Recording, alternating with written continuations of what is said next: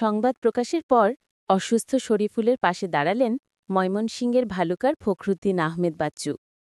ভালুকায় অর্থ সংকটে আটকে গেছে শরীফুলের চিকিৎসা শিরোনামে 23/9/2025 তারিখে সংবাদ প্রকাশিত করার পর বাংলাদেশ জাতীয়তাবাদী দল বিএনপির জাতীয় নির্বাহী কমিটির সাবেক সদস্য ও ভালুকা উপজেলা বিএনপির সাবেক আহ্বায়ক ফখরুদ্দিন আহমেদ বাচ্চুর নজরে আসে।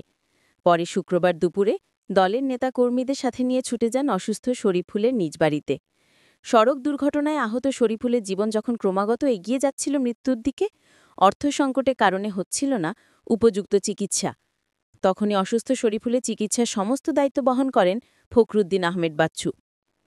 এই সময় উপস্থিত ছিলেন ভালুকা উপজেলা বিএনপির যুগ্ম আহ্বায়ক ওসমান গনি মল্লিক মাখন, ময়মনসিংহ দক্ষিণ জেলা যুবদলের সহ সাধারণ সম্পাদক মতিউর রহমান মিল্টন, ময়মনসিংহ দক্ষিণ জেলা যুবদলের সহ দপ্তর সম্পাদক মাসুদ রানা মৃধা, হবিরবাড়ি ইউনিয়ন কৃষক দলের সাবেক আহ্বায়ক রফিউদ্দিন সরকার রফিক, হবিরবাড়ি ইউনিয়ন বিএনপির সাবেক ভারপ্রাপ্ত সাধারণ সম্পাদক আমেরুল ইসলাম খান ভাসান, সাবেক ভালুকা উপজেলা ছাত্রনেতা ও যুব নেতা মাঝারুল ইসলাম আপন, হবিরবাড়ি ইউনিয়ন যুবদল নেতা মাসুদ রানা, সালাউদ্দিন সরকার সহ হবিরবাড়ি ইউনিয়ন বিএনপির অঙ্গ ও সহযোগী সংগঠনের নেতৃবৃন্দ উপস্থিত ছিলেন।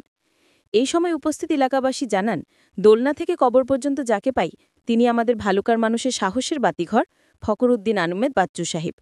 পরে আগামী জাতীয় সংসদ নির্বাচনে ধানের শীষে ভোট চেয়ে বিএনপি চেয়ারপারসন বেগম খালেদা জিয়ার সুস্থতায় সকলের কাছে দোয়া চেয়েছেন।